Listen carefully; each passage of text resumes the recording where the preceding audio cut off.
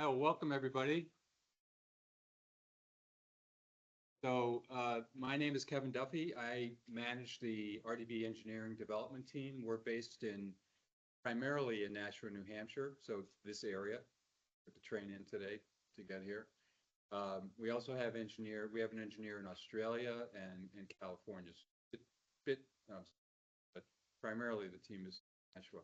Ian Smith is sitting here in the audience. He's the architect for the RDB product. And I'm going to be presenting the slides, but we're both here to answer questions. At the end, we can get into Q&A and see how long the slides go and ask any questions you want. So,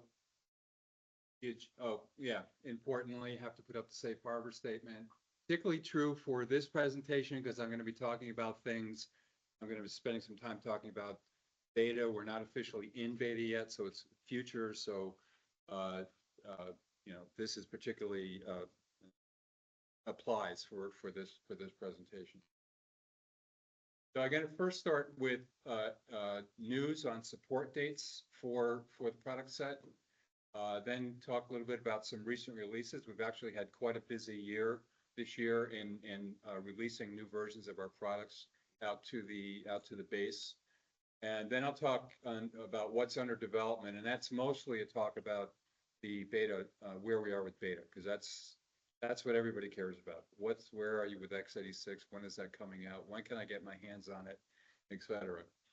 So, and then I'm just going to say a few words about Oracle RDB in the cloud, in OCI, in the Oracle Cloud.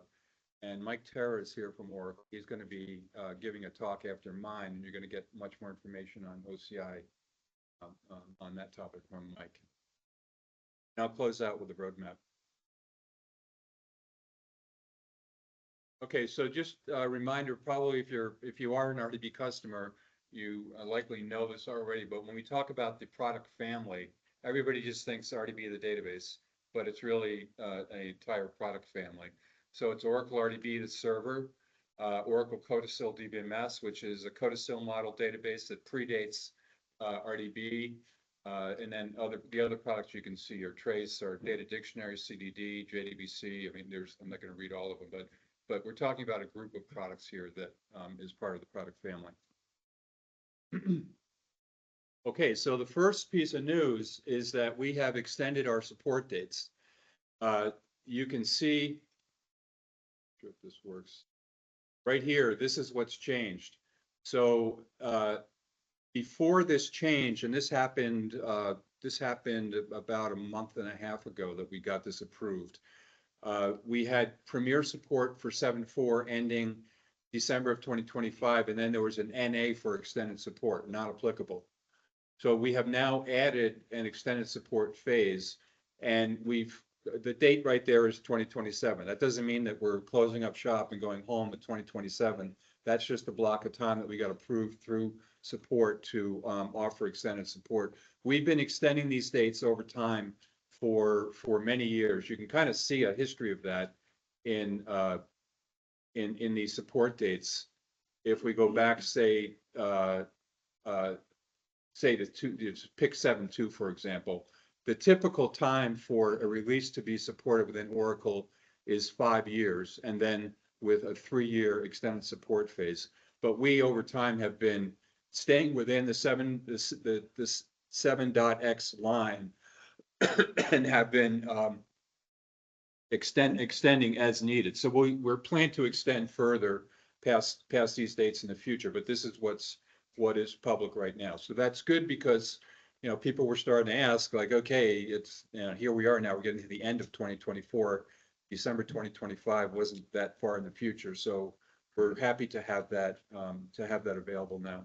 So one thing to note though, you will need to get into an extended support contract to continue your support, and there is an upcharge for that. It's like I think it starts off at 10% the first year and goes to 20% beyond that, beyond the normal the standard support costs. So there's a little bit of an upcharge, but we're happy to. And for us, extended support for us within engineering, there's no difference. We provide the same level, meaning that we come out with new features, new releases, of course, bug fixes. Here we're planning to come out with the x86 version of the product set. So all of that can happen under the extended support umbrella. It's only once you get to sustaining that we're not doing any more changes to that line of code, and it's just support helping you find a resolution to a problem, a solution, but not with a bug fix or a new release, et cetera. So we still have customers who, even though we 7.4 goes back to 2020, we still have customers running on 7.3. They're probably, and I know we actually have customers even on these older versions, but just know that the extended support for 7.3 ended September of last year, and it's supported. We're still supporting it because it's sustaining support. You can call support, get help on whatever your problem is, but we're not putting any new releases or patches out for 7.3. So that's the story there. And of course, this is right out of, I just took a screenshot out of this document, the lifetime support technology document. That's where these things become official once they're approved. Once they're published, Oracle's committed to this, and there's a table in that same document for Codicil, DVMS, and RDB. So it's the same support dates. Okay, what have we released over the last year? So we've been, like I said, we've been busy. Dario had a slide earlier today about all the things that BSI has put out, not just the x86 992-3, but all the other products that you have to do to maintain a business. And the same thing with us, responding to customer problems that have been reported, getting bug fixes out to customers, and also, as I'll explain in a minute, in our case, getting products to the 7.4 version or the support versions, the reasons that we've just gone over. So I'll just say a few words about each of these. So CDD, that's our Common Data Dictionary. It's kind of hard to find. I find things can be difficult to find things in Oracle support. So I put the patch numbers in these slides, and you're going to get copies of these slides. So if you want to get this kit, it's easy to just plug in these patch numbers in MOS, get you right to the page where the kit is. There were some new features here and improved support for some SQL built-ins and aggregate functions. These are examples of some of the functions that prior to this, they just weren't supported, and you got a message back saying this wasn't supported. That would be if you try to integrate the metadata into the data dictionary prior to this version. So now these things now will integrate seamlessly because they're supported. There's also some upgrades to formatting for the message documentation and message files. And then some software fixes also. But particularly so this was not like a feature-rich version and like a long list of bugs fixed, but it was important for us to get a 7.4 version out there so that you would follow the same support timeline that I just showed you for now extended support, premier support now, but extended support later. Same is true for Trace. We put this out in August. Those are the patch numbers for that to get to it on MOS. And yeah, there were some software errors fixed in this release, but again, this was primarily to get a 7.4 version out on the street. For RDB 7413, that came out in June. So there's actually much more than the previous two versions that I just showed you. There's a list of problems that we addressed and fixed in this release. And you can see some of these, like for example, this was a problem. The system space buffer not freed up after RMU closed. We worked actually quite hard in fixing this problem. It was causing some memory leak problems and things that we discovered in testing, and other problems like hash join, mismatch behavior. So there's a list of things here that if you're running on 7.412, you might want to consider going to this version.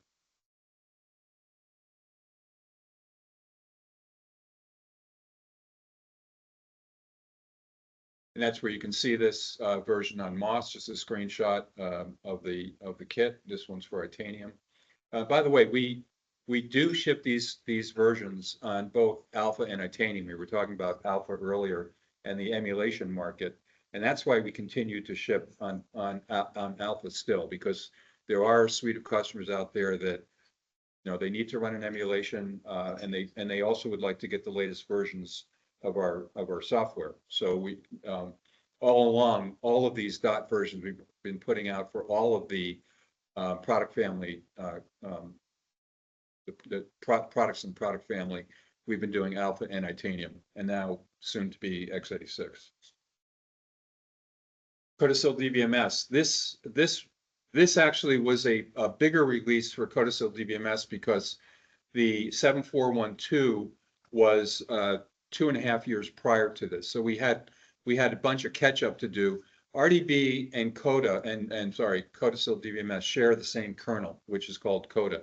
So any bug fixes we had made in the Coda layer, there was a 2.5 year gap getting them out to the field.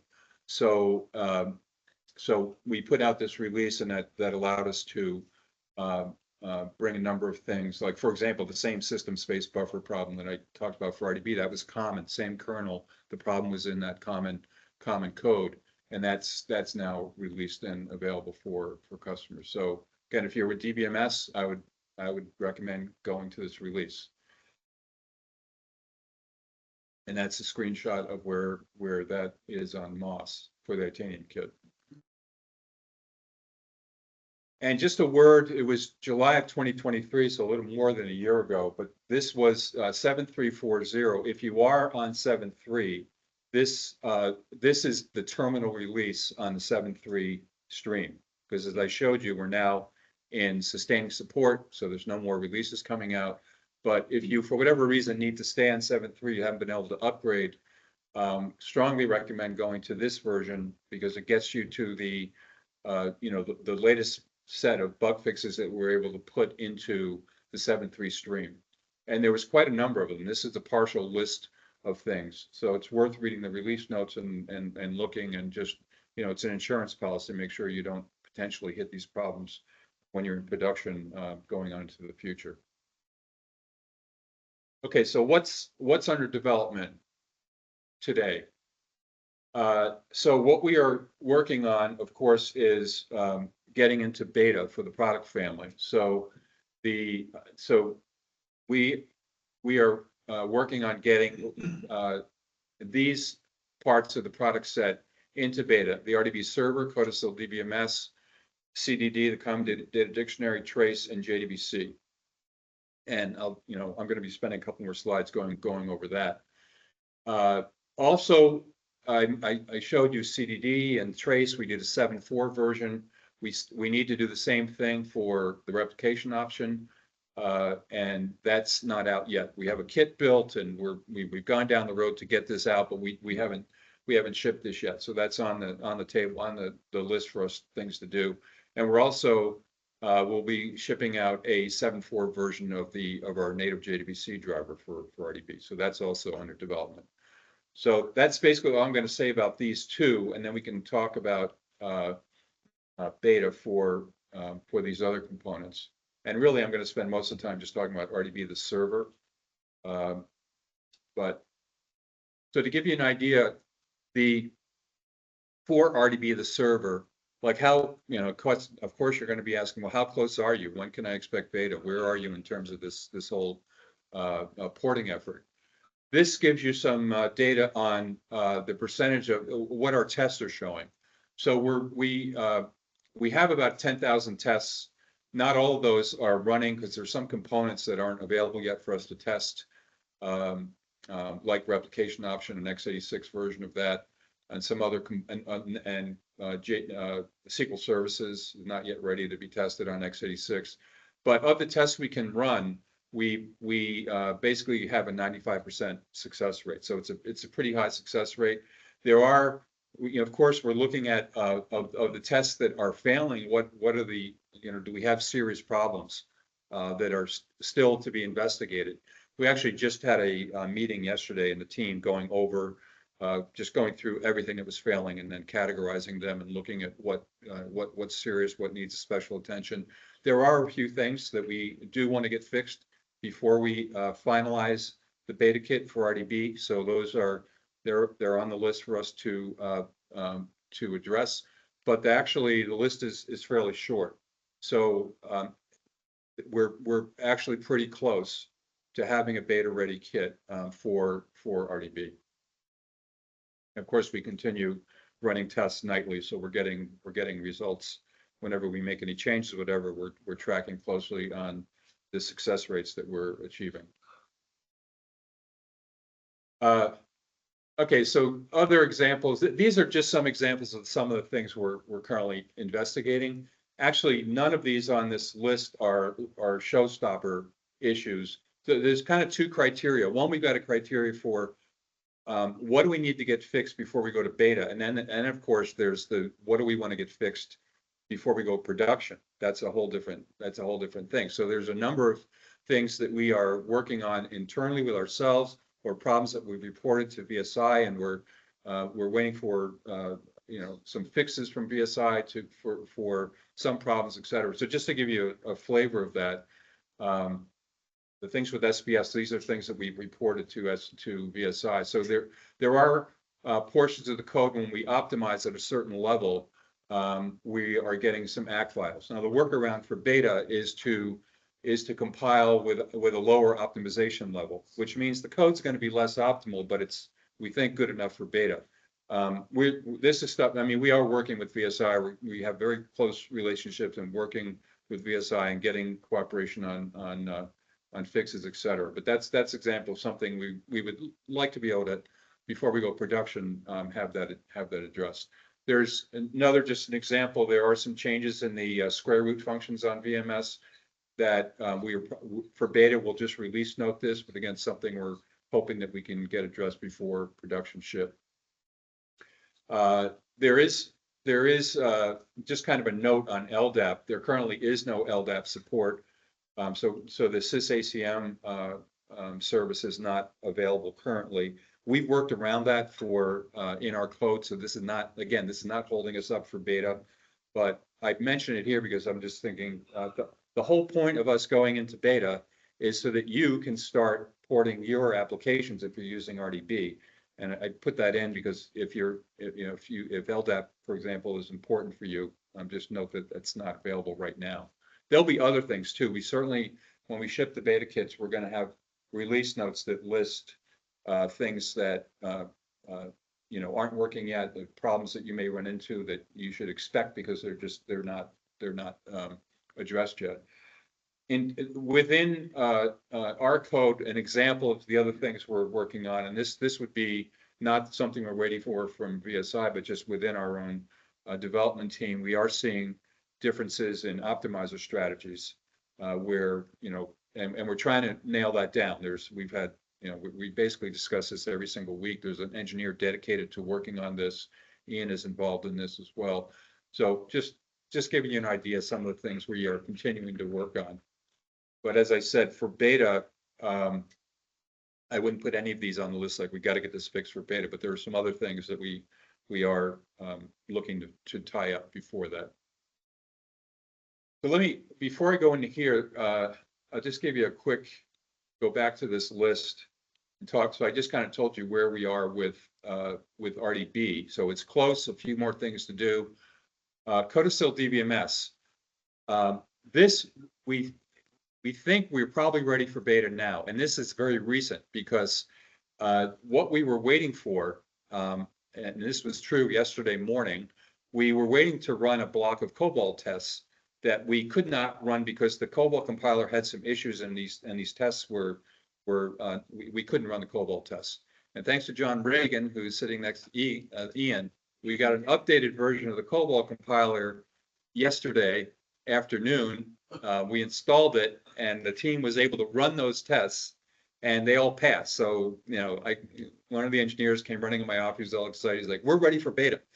So it's good news on. I think we have to, give that a final blessing, but it looks very good. DBMS may come out first. I'm going to explain in a minute how the beta program works. But so we're in good shape with Codicil DBMS. There, CDD right now, there's an IBP failure we have to investigate. We haven't nailed down exactly where that is, but that's like something obviously we want to fix before we put the beta out. Actually, if the IBP has an error, but if you just kept running it, it's fine, but it's better to have the IBP pass. Trace is in good shape too. I think just a few things to do there.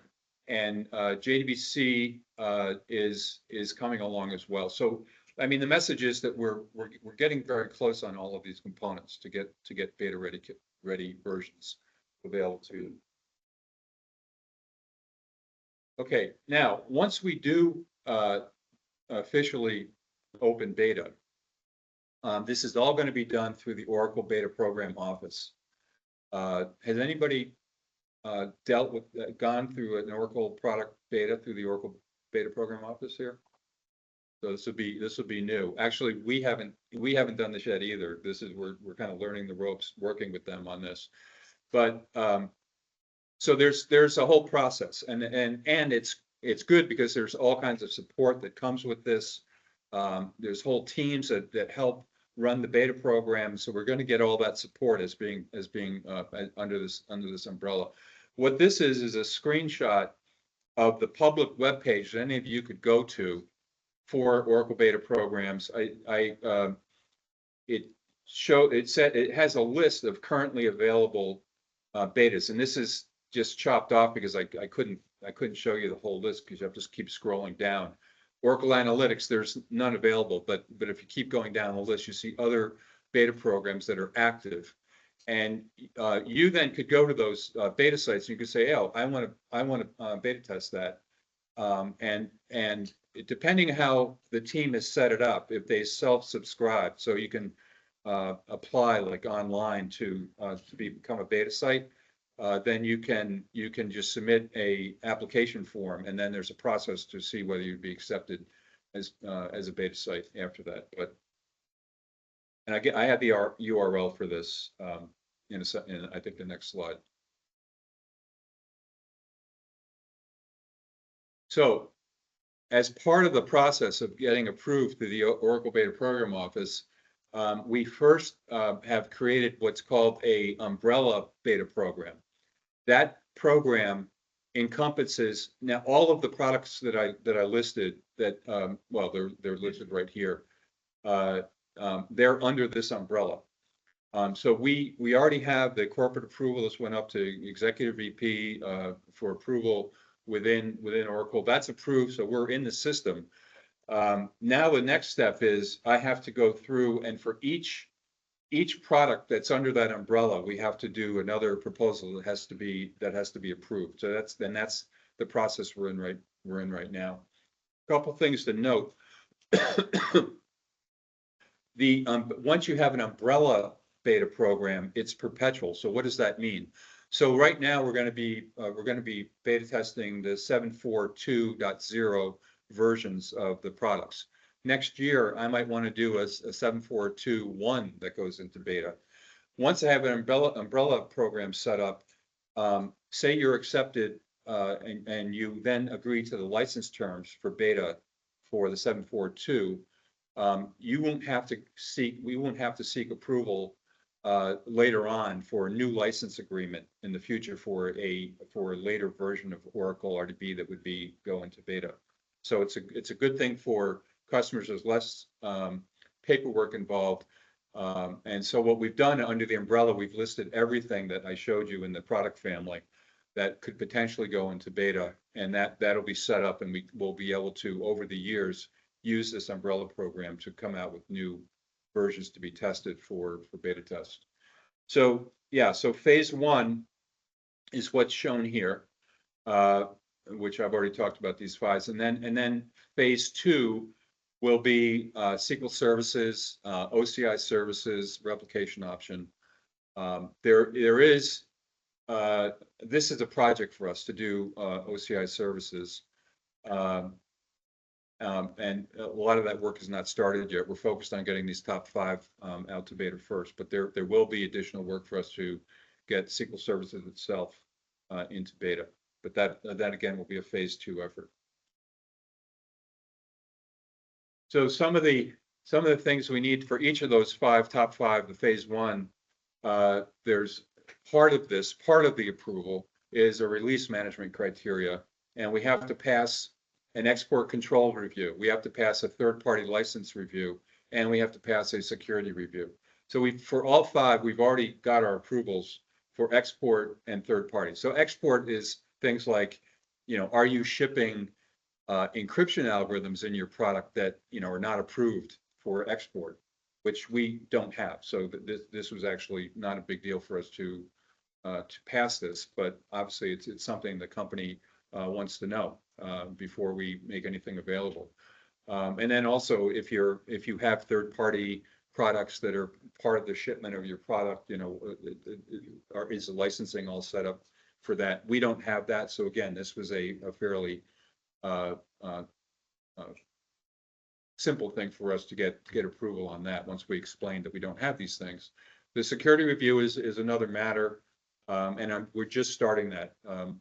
There's a process we need to go through, so we'll be going through that very shortly, and then hopefully get past that. And so with the kits getting finalized and then finalizing the security part of the approval chain, then that's when I'll be able to stand here and say it's public, it's official, and I'll be able to show you going on that public Oracle Beta Programs page and scroll down CRDB, click on that, and you'll see it officially. Okay, so what does it take and how do you apply? So one criteria is that you need to be a licensed customer or a partner. If you're just like, no, I'd love to get my hands on that, but we don't even know about you. You don't have a support contract. You don't have a license.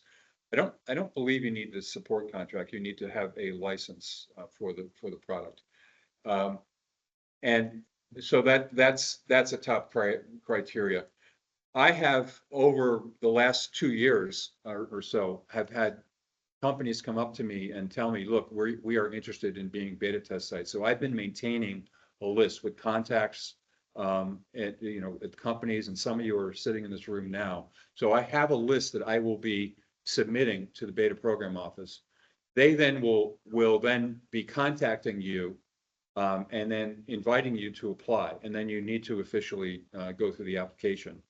But by that point, by the time they've passed on the invitation to apply, they've already reviewed that, yes, you're a licensed customer, and you are someone who passes that bar. The review of who gets accepted is, again, the beta program office, but also our team. So we will look at each customer and determine, okay, will we accept them for beta or not? So, I'm trying to think, okay, if you're a valid customer, when would we say no? Well, we might say no if we were extremely successful and we had too many sites to handle for this phase of testing. But I think that would definitely be down the road. So anyway, here's the link for the beta program, just to get to that. And like I just said, it's based on review by both the BPO and our team. Okay, and then after you've been approved, then you have to sign the license agreement, the beta test license agreement. And actually, the questionnaire that you go through, and this is a screenshot of, now you're at the questionnaire. This is basically your application to become a beta site. They use the information in that this is just the very first question, your company name, but it's a longer list of questions, and that they'll use that to tailor your license agreement. So this agreement is only through the companies that hold the license. So if you're a consultant and you're trying to do this on behalf of your customer, this whole agreement thing, this have to be done through the company that actually holds the license for the software. So yeah, so that's that. Okay, other prerequisites that we will require for testing. One, you will need to be running 9.2-3, either the beta version or the production version. If if VSI has shipped production by the time you sign up for this, then obviously the production version is fine. And that's because there are problems fixed in that version that without those, we know you're going to hit some serious problems. So that's a minimum version for us. The other thing is that we are going to require that you, so you're going to be running VMS in a virtualized environment. And we are doing our development on OEL KVM, or Oracle Enterprise Linux KVM. That's what we're set up for development and test. Any problems that come in beta, that's where we'll be able to reproduce in that environment. So we are going to require that you also be running OEL KVM for your database server. You may have VMware that you're using on the application server. You can keep all that, but for where you're going to run the database server, we're looking for this environment. Now, there are advantages, some real advantages from a licensing perspective, to be on OEL KVM. And that is because it is an approved environment for hard partitioning, and where Oracle will only count the CPU, the cores that you have set up in a hardware partition. So, for example, if you're on a 64 core server, you can set up a hard partition for, say, 8 core to run the database server, and therefore your Oracle RDB license they'll only charge you for that 8 core. If it was VMware, then you get charged for all 64 core, which of course explodes the cost and would make it basically unusable, unless you're willing to just give Oracle a lot of money. So that is a major driver for why you want to set up your VM as Oracle Linux KVM. This is just a shot showing that Oracle KVM is approved for this. Server partitioning environments, hardware partitioning. I know this is a little fuzzy with the cut and paste I did, the snap on this, but it says, hard partitioning, Oracle Linux KVM is approved.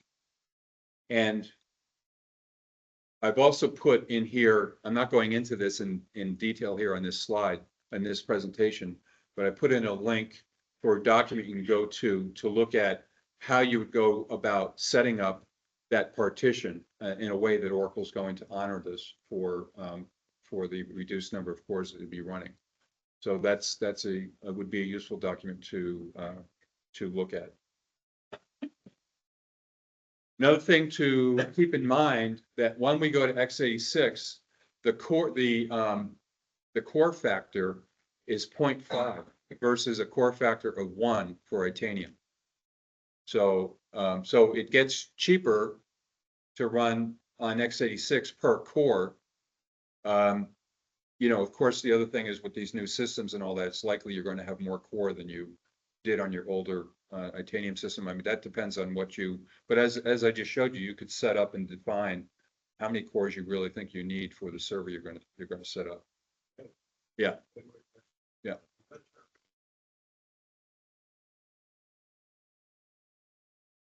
Yeah, 0.5 this is all of what I'm showing you here is x86.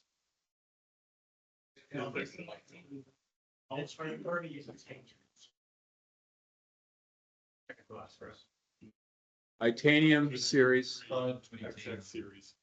Yeah, Intel Itanium.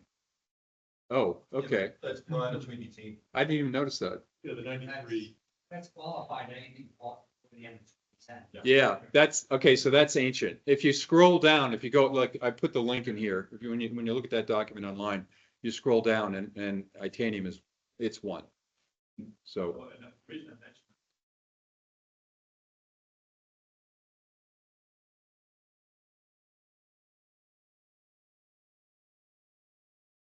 yeah,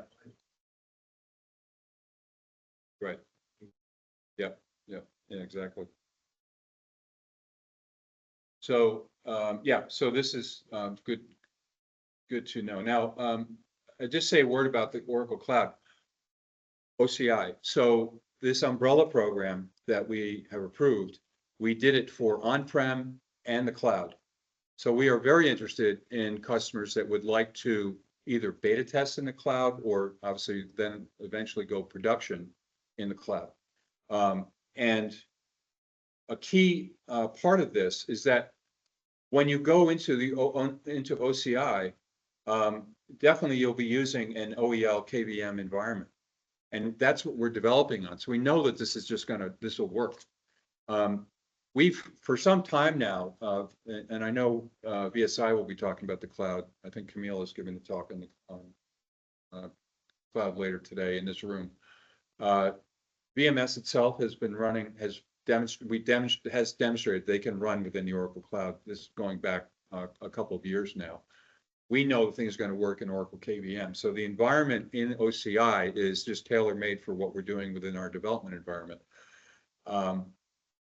So if anybody, is interested in that, clearly this is a priority for us if we can identify and work with customers.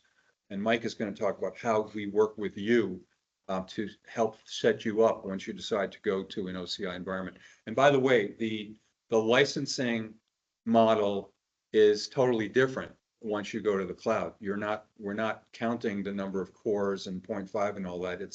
It's a different licensing model within OCI, and I'm sure Mike can talk about that.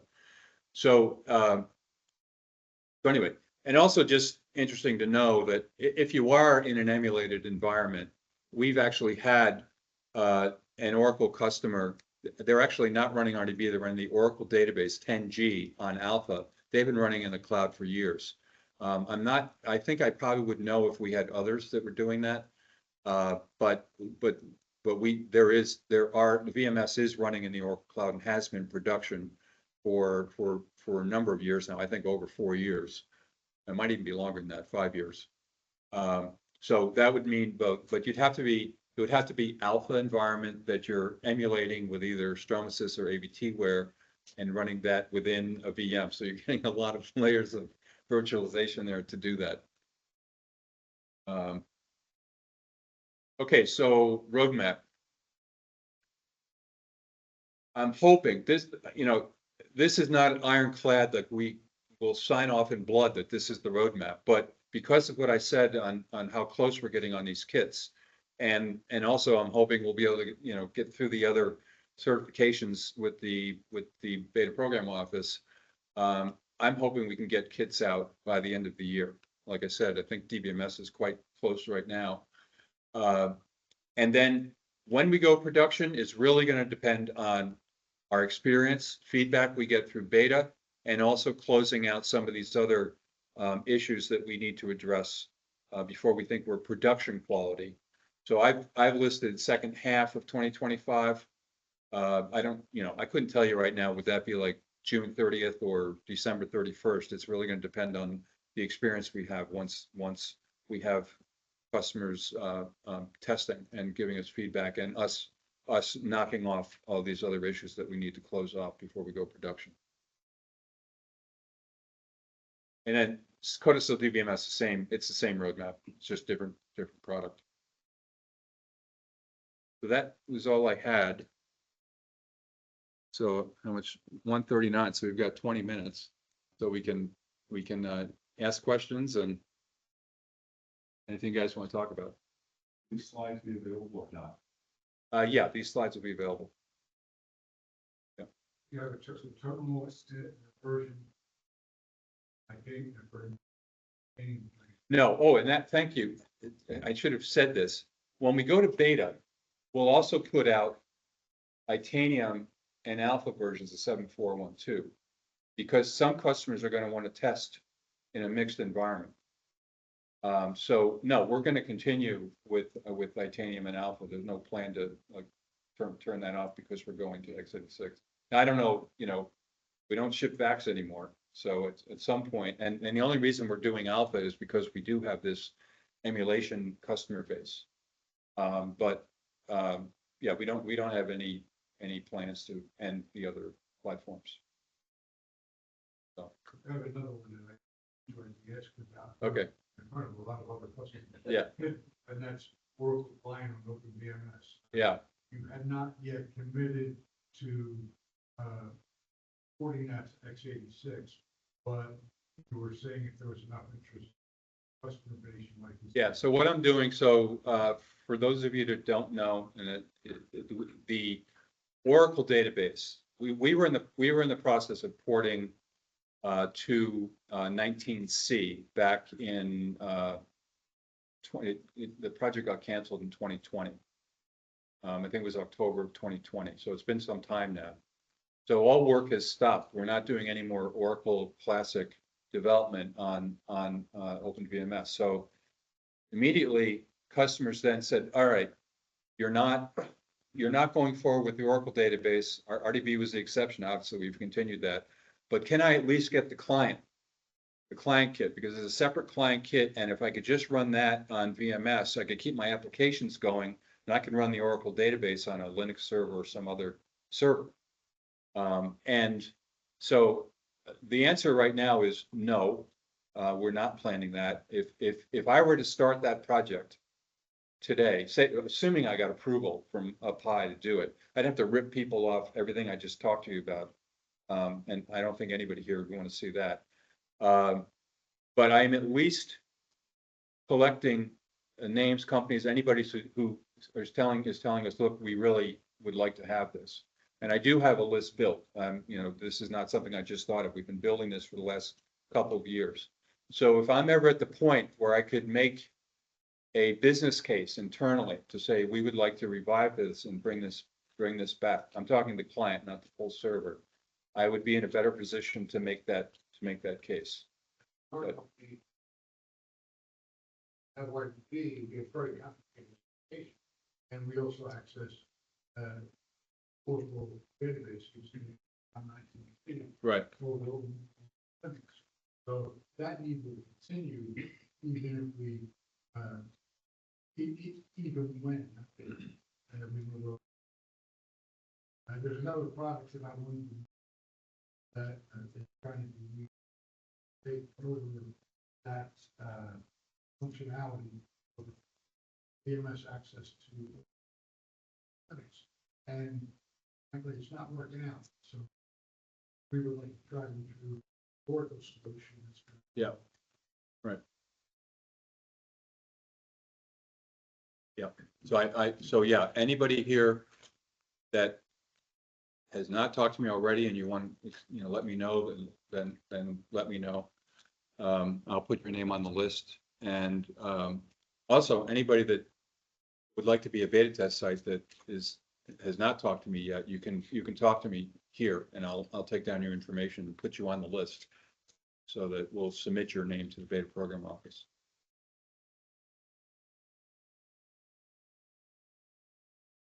Other questions? We've got Ian here. You can ask any in-depth question you want on the product. That's the way. Yeah. Like to say, I'm an open book. Yeah.